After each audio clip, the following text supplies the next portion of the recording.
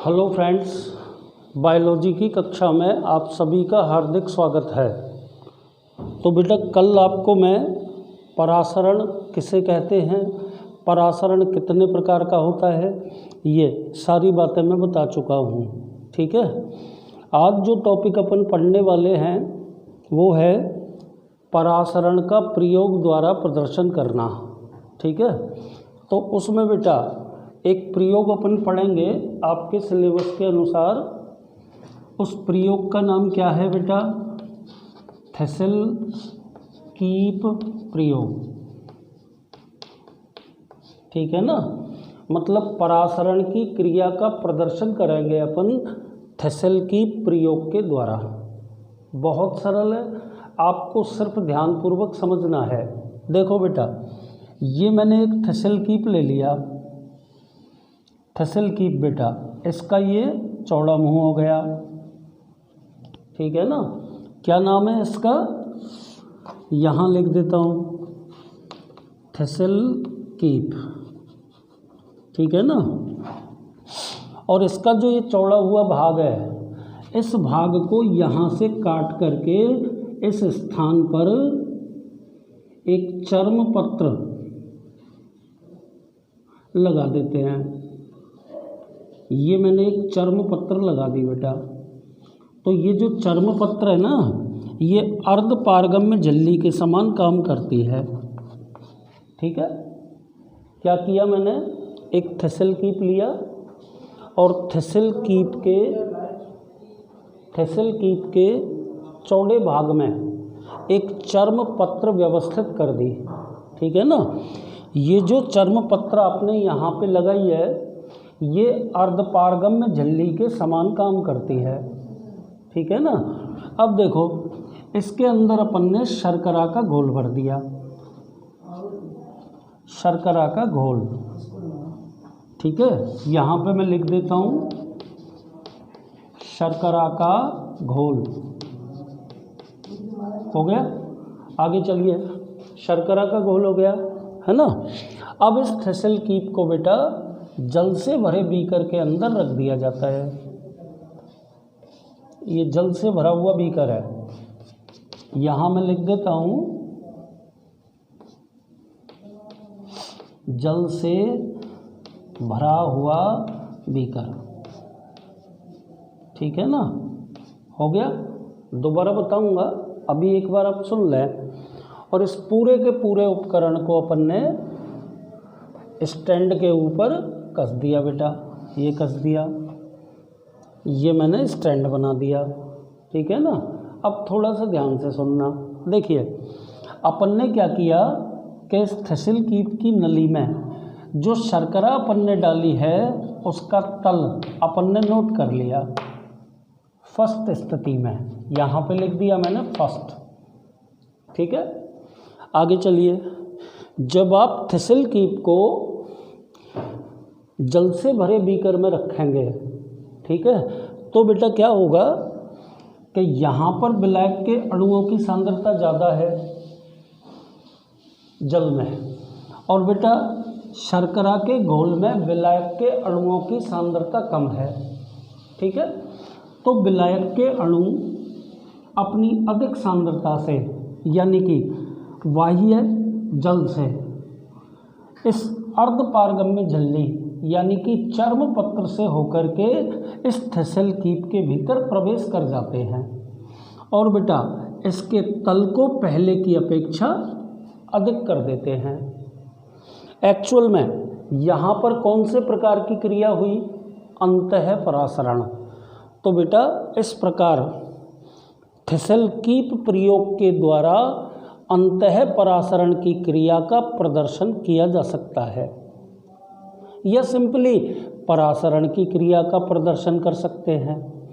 ठीक है, तो बेटा ये पूरी की पूरी कहानी समाप्त हो गई। एक बार दोबारा से सुन लें ध्यानपूर्वक। देखो बेटा, बहुत सरल प्रयोग है ना। क्या किया इसमें मैंने? देखो ये तो इसमें थेसल कीप है, और थेसल कीप के फ्लास्क वाले खुले चौड़े भाग पर अपन ने चर्म पत्र बांध दिया ढंग से, और बेटा ये जो चर्म पत्र है ये अर्ध पारगम्य झिल्ली के समान काम करता है, ये वाला। ठीक है, अब सुनिए, थेसिल कीप की नलिका के अंदर अपन ने शर्करा का घोल भर दिया। और बेटा नली में शर्करा के घोल के तल को अपन ने इंडिकेट कर दिया, फिक्स कर दिया। ठीक है ना। अब अपन ने इस थेसिल कीप को जल से भरे बीकर के अंदर रख दिया। थेसिल कीप को जल से भरे बीकर में रख दिया। ठीक है ना। तो देखो बेटा, और पूरा का पूरा उपकरण स्टैंड के ऊपर कस दिया। बहुत सरल प्रक्रिया होगी कि विलायक के अणु यानी कि जल के अणु बीकर में से चर्म पत्र से होकर के थेसिल कीप के भीतर प्रवेश करने लगते हैं और कुछ ही समय पश्चात थेसिल कीप की नलिका में घोल का तल पहले की अपेक्षा ज़्यादा हो जाता है। तो बेटा ये पूरी की पूरी जो प्रक्रिया है ये स्पष्ट करती है कि परासरण की प्रक्रिया को थेसिल कीप प्रयोग के द्वारा समझाया जा सकता है। ठीक है ना। तो ये अपना प्रयोग ख़त्म हो गया। तो ये पेपर में पूछा जा सकता है आपसे। कैसे? आपसे पूछा जा सकता है बेटा कि भाई परासरण किसे कहते हैं और परासरण की प्रक्रिया को एक प्रयोग द्वारा स्पष्ट कीजिए। तो सबसे पहले तो आपको उसमें उसकी परिभाषा लिखनी पड़ेगी। क्या बोलोगे बेटा परिभाषा? कल ही आपको बता के गया हूँ कि परासरण वह क्रिया है जिसके द्वारा विलायक के अणु अपनी अधिक सांद्रता से कम सांद्रता की ओर अर्धपारगम्य झिल्ली से होकर गमन करते हैं। या इसी परिभाषा को ऐसे भी बोल सकते हैं कि भाई परासरण क्रिया वह क्रिया है जिसमें विलायक के अणु अपनी अधिक सांद्रता, ये तो मैं कह चुका, विलायक के अणु कम सांद्रता वाले विलयन से अधिक सांद्रता वाले विलयन की ओर गति करते हैं। दोनों का मतलब एक ही है बेटा। ठीक है ना। और उसके बाद इस थेसिल कीप प्रयोग के द्वारा आप परासरण की क्रिया का प्रदर्शन समझा सकते हैं। एक्चुअल में थेसिल कीप प्रयोग अंतः परासरण की क्रिया को प्रदर्शित करता है। तो बेटा आज के वीडियो में अपना एक टॉपिक खत्म हो गया। कौन सा टॉपिक बेटा? परासरण की क्रिया को प्रयोग द्वारा प्रदर्शित करना। अब अपन दूसरा टॉपिक पढ़ते हैं। क्या लिखा हुआ है दूसरा टॉपिक? परासरण का महत्व। ठीक है ना। तो ये भी उसी के साथ जुड़ के आ सकता है कि भाई परासरण किसे कहते हैं और इस क्रिया का महत्व लिखिए, है ना। तो आपको समझाने के लिए मैंने 5-7 महत्व परासरण क्रिया के ब्लैक बोर्ड पे लिख दिए हैं। एक नहीं 2 बार आपको मैंने बोल के बता रहा हूँ, है ना। फिर अपन आगे चलेंगे, ध्यान से देखना। देखो बेटा, पॉइंट नंबर फर्स्ट, मूल रोमों द्वारा जल का अवशोषण परासरण की क्रिया द्वारा संपन्न होता है। भाई पादप की जड़ों के ऊपर एक कोशिकीय मूल रोम पाए जाते हैं और वो मूल रोम भूमि से जल का अवशोषण परासरण की क्रिया के द्वारा करते हैं। ठीक है। न केवल जल का अवशोषण बल्कि आंशिक रूप से खनिज लवणों का अवशोषण भी परासरण की क्रिया द्वारा हो सकता है। तो अपन ने देखो दूसरे पॉइंट में लिखा है कि बेटा जल के अवशोषण के साथ साथ घुलित लवणों का आंशिक अवशोषण भी परासरण की क्रिया द्वारा हो सकता है। ठीक है। तीसरे पॉइंट पर आइए। तीसरा पॉइंट क्या बोलेंगे? पादप के विभिन्न अंगों एवं कोशिकाओं के मध्य जल का संवहन परासरण की क्रिया पर आधारित होता है। ये पॉइंट नंबर 3 हो गया। ठीक है ना। पॉइंट नंबर 4 पर आइए। रंध्रों का खुलना अथवा बंद होना ठीक है। रंध्रों का खुलना अथवा बंद होना भी परासरण की क्रिया पर आधारित होता है, ठीक है ना। अगले पॉइंट पर आइए। फलों एवं बीजों में प्रकीर्णन व स्फुटन परासरण की क्रिया पर आधारित होता है। पादप के विभिन्न अंगों में स्फीत अवस्था परासरण की क्रिया पर आधारित है। और बेटा आप समझ सकते हैं कि स्फीत अवस्था के कारण ही पादप के अंगों की एक निश्चित आकृति होती है। तो आप ये भी कह सकते हैं कि परासरण क्रिया द्वारा पादप के अंगों की आकृतियां निश्चित रहती हैं। एंड लास्ट पॉइंट क्या लिखा हुआ है बेटा, पादपों में हिमीकरण एवं शुष्कन के प्रति प्रतिरोधकता परासरण की क्रिया के कारण उत्पन्न होती है। तो बेटा परासरण की क्रिया के महत्व में आपको ये 7 पॉइंट 8 याद करने पड़ेंगे।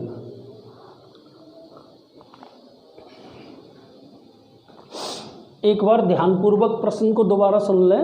देखो बेटा, मैंने प्रश्न बोला है परासरण किसे कहते हैं और परासरण का महत्व लिखिए, ठीक है ना। तो परासरण की परिभाषा तो अपन कल से पढ़ते चले आ रहे हैं, है ना, तो वो तो ख़त्म हो ही गई है।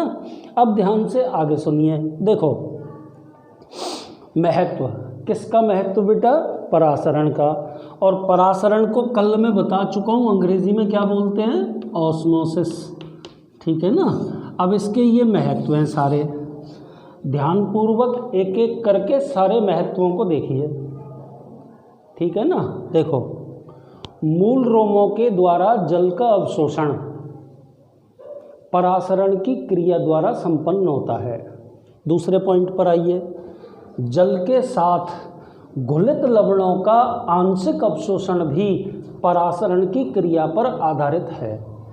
तीसरे पॉइंट पर आइए बेटा, पादप के विभिन्न अंगों एवं कोशिकाओं के मध्य जल का संवहन भी परासरण की क्रिया पर आधारित होता है। पॉइंट नंबर 4 पर आइए, पादप की पत्तियों पर उपस्थित रंध्रों का खुलना एवं बंद होना ये भी परासरण की क्रिया पर आधारित होता है। नेक्स्ट पॉइंट क्या लिखा है, फलों एवं बीजों में प्रकीर्णन तथा स्फुटन की क्रिया परासरण पर आधारित होती है। एंड नेक्स्ट पॉइंट, पादप के विभिन्न अंगों में स्फीत अवस्था। देखो बेटा, थोड़ी देर बाद आप जान जाएंगे कि स्फीत अवस्था से क्या मतलब होता है। वैसे आपको मैं बता देता हूँ, स्फीत अवस्था का मतलब होता है पादप के विभिन्न अंगों की कोशिकाओं का जल से पूरा भरा होना, ठीक है ना। जब आप गौर कीजिए कि जब पादप के सभी अंगों की कोशिकाओं में पर्याप्त मात्रा में जल उपस्थित होगा तो बेटा वो स्फीत अवस्था में होगी, और इसी अवस्था के कारण पादप के विभिन्न अंगों की आकृतियां निश्चित बनी रहती हैं। एंड लास्ट पॉइंट में क्या लिखा है बेटा, पादपों में हिमीकरण एवं शुष्कन के प्रति प्रतिरोधकता परासरण की क्रिया पर आधारित होती है। बैठ गया आप सबके समझ में।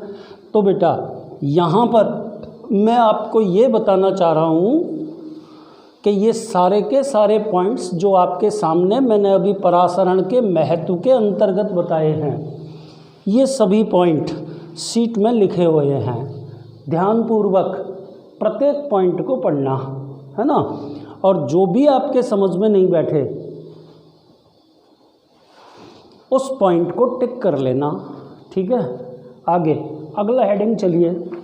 अब अपन पढ़ेंगे बेटा एक नया हेडिंग, जीव द्रव्य कुंचन या विकुंचन।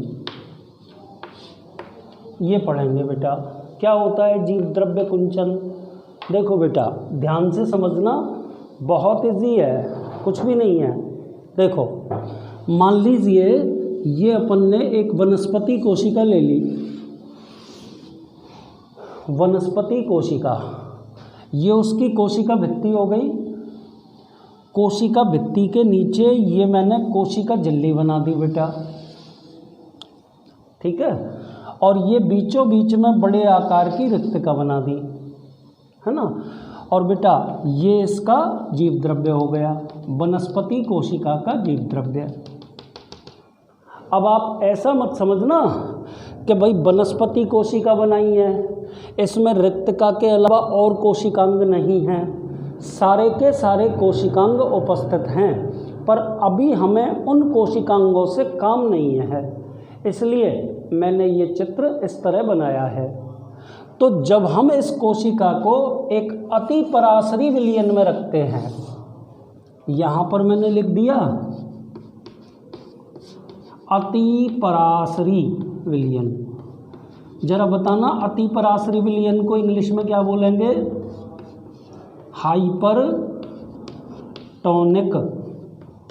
Hypertonic solution. तो जब किसी वनस्पति कोशिका को अति पराशरी विलयन में रखा जाता है, कैसे विलयन में रखा जाता है?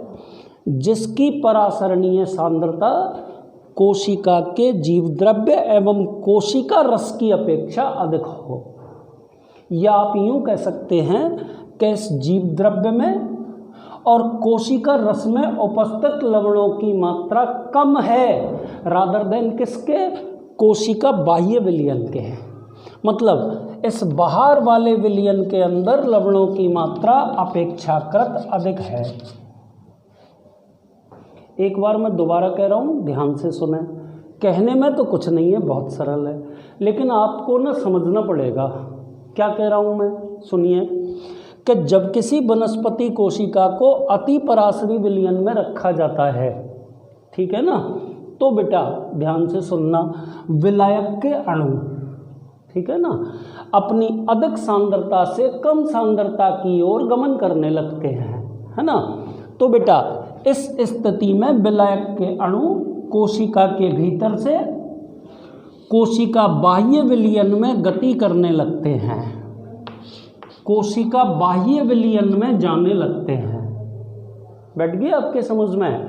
तो क्या होगा बेटा, इस जीव द्रव्य में उपस्थित एवं कोशिका रस में उपस्थित संपूर्ण जल बाहर निकलकर अति पराशरी विलयन में आने लगेगा, है ना। तो बेटा कोशिका का संपूर्ण जीव द्रव्य कोशिका के मध्य भाग में या कोशिका के किसी कोने में संकुचित पिंड के रूप में जमा हो जाएगा। बैठ गई समझ में? एक्चुअल में इस प्रकार से चित्र दिखाई देगा वनस्पति कोशिका का। जैसे ये तो मैंने वनस्पति कोशिका की कोशिका भित्ति बना दी, ये इसकी मैंने कोशिका झिल्ली बना दी, है ना। तो बीच में बेटा ये जीव द्रव्य या किसी कोने विशेष में कहीं भी पूरे के पूरे कोशिका का जीव द्रव्य एक संकुचित पिंड के रूप में कोशिका के मध्य भाग में अथवा कोशिका के किसी कोने विशेष में जमा हो जाता है, ठीक है बेटा। और यही प्रक्रिया जीव द्रव्य कुंचन कहलाती है, ठीक है ना। तो बेटा नाम से भी पता चल रहा है, जीव द्रव्य कुंचन यानी कि जीव द्रव्य का संकुचित होना। बैठ गया आपके समझ में? जीव द्रव्य का संकुचित होना, ठीक है ना। आगे चलिए, एक बार मैं ये पूरी की पूरी कहानी आपके सामने दोबारा बता रहा हूँ, ध्यान से सुन लेना। देखिए, गौर करना कि जब किसी वनस्पति कोशिका को अति पराशरी विलयन में रखा जाता है, ऐसे विलयन में जिसकी परासरणीय सांद्रता या जिसमें लवणों की मात्रा कोशिका के कोशिका रस अथवा जीव द्रव्य की अपेक्षा अधिक हो, ठीक है। तो बेटा उस स्थिति में विलायक के अणु कोशिका के भीतर से कोशिका बाह्य विलयन में गति करने लगते हैं, कोशिका बाह्य विलयन में गति करने लगते हैं, यही अवस्था बहिर्परासरण कहलाती है। और बेटा बहिर्परासरण की क्रिया के कारण कोशिका का संपूर्ण जीव द्रव्य कोशिका झिल्ली को छोड़कर कोशिका के मध्य भाग में अथवा किसी कोने में एक संकुचित पिंड के रूप में जमा हो जाता है, और यही क्रिया कहलाती है क्या? जीव द्रव्य कुंचन, है ना। अब आप ये भी मत समझना बेटा कि ये तो कोशिका झिल्ली हो गई और ये जीव द्रव्य एक संकुचित पिंड के रूप में मध्य भाग में जमा हो गया, तो कहीं आप सोचने लग जाएं कि ये बीच वाला भाग खाली हो जाता है। ये खाली नहीं होता, इस वाले भाग में बाह्य लवणीय घोल भर जाता है। इस भाग के अंतर्गत बाह्य लवणीय घोल भर जाता है। तो बेटा इस कोशिका को अपन क्या बोलेंगे? जीव द्रव्य कुंचित कोशिका, ठीक है ना। आगे चलिए कि जब इस जीव द्रव्य कुंचित कोशिका को जल या अधोपराशरी विलयन में रखा जाता है, ध्यान से सुनना, कि जब जीव द्रव्य कुंचित कोशिका को जल या अधोपराशरी विलयन में रखा जाता है तो विलायक के अणु तेजी से कोशिका के भीतर प्रवेश करने लगते हैं और कुछ ही समय पश्चात कोशिका जल से भरकर फूल जाती है, अर्थात कोशिका के अंदर स्फीत अवस्था उत्पन्न हो जाती है। तो बेटा ये दो प्रक्रियाएं हो गई, एक को तो कहते हैं जीव द्रव्य कुंचन, है ना। इस प्रक्रिया के अंदर तो कोशिका का जो जीव द्रव्य है वो कोशिका झिल्ली को छोड़कर कोशिका के मध्य भाग में अथवा किसी कोने में एक संकुचित पिंड के रूप में जमा हो जाता है, एक संकुचित पिंड के रूप में जमा हो जाता है, ठीक है। और बेटा जीव द्रव्य विकुंचन की प्रक्रिया में क्या होता है? उस प्रक्रिया में ये होता है कि जब किसी जीव द्रव्य कुंचित कोशिका को जल अथवा अधोपराशरी विलयन के अंदर रखा जाता है तो उस केस के अंदर बाह्य जो जल है ना या अधोपराशरी विलयन है उसमें से विलायक के अणु कोशिका के भीतर तेजी से प्रवेश करते हैं और कुछ समय पश्चात कोशिका स्फीत अवस्था में आ जाती है। तो मेरे हिसाब से ये दोनों की दोनों प्रक्रियाएं आपके समझ में बैठ गई होंगी, ठीक है ना। दोनों ही क्रियाएं। एक मिनट इधर देखो, एक शब्द तो अपन ने पढ़ा जीव द्रव्य कुंचन और दूसरा शब्द अपन ने क्या पढ़ा बेटा? विकुंचन। तो इन दोनों प्रक्रियाओं से एक बात तो आपके ये समझ में बैठ गई होगी बेटा, क्या कि जीव द्रव्य कुंचन की क्रिया जो है वो तो बहिर्परासरण पर आधारित है, ठीक है ना। मतलब आपको इस क्रिया के लिए वनस्पति कोशिका को अति पराशरी विलयन में रखना पड़ेगा। और बेटा विकुंचन की जो क्रिया है उसमें जीव द्रव्य कुंचित कोशिका को आपको रखना पड़ेगा किसके अंदर बेटा?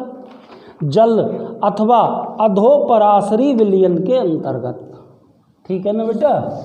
अब देखो इसके बाद अपन को कुछ दाब पढ़ने हैं कल वाले वीडियो में, तो थोड़ा सा मैं समझा देता हूँ उनके बारे में, आप गौर से देखना।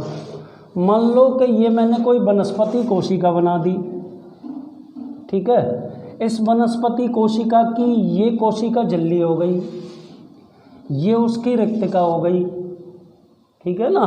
तो अब ध्यान से सुनो, और ये एक मैंने बड़ा सा पात्र ले लिया कि जब इस वनस्पति कोशिका को जल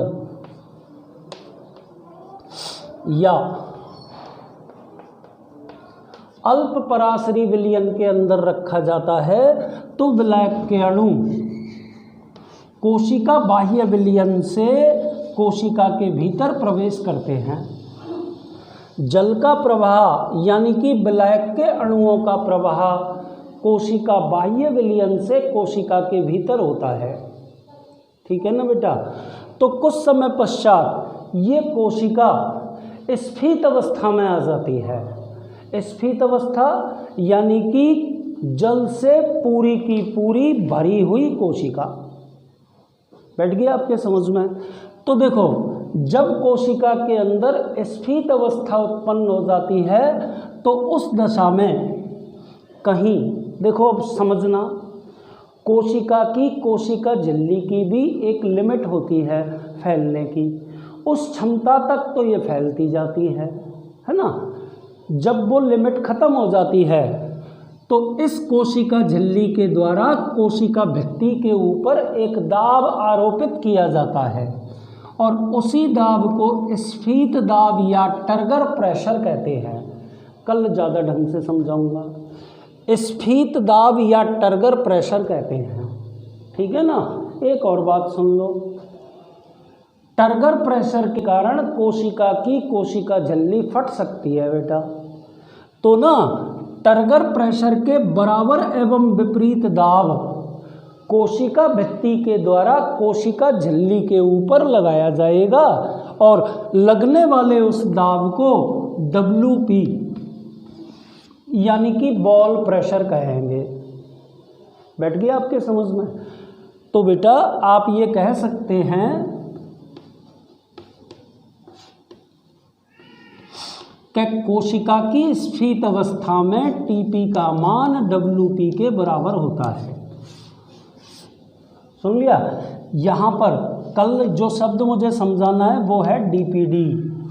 कोशिका की स्फीत अवस्था होने पर विसरण दाब न्यूनता यानी कि डिफ्यूजन प्रेशर डेफिसिट का मान 0 होता है, क्योंकि इसे सामान्य अवस्था में जल की मांग कहते हैं।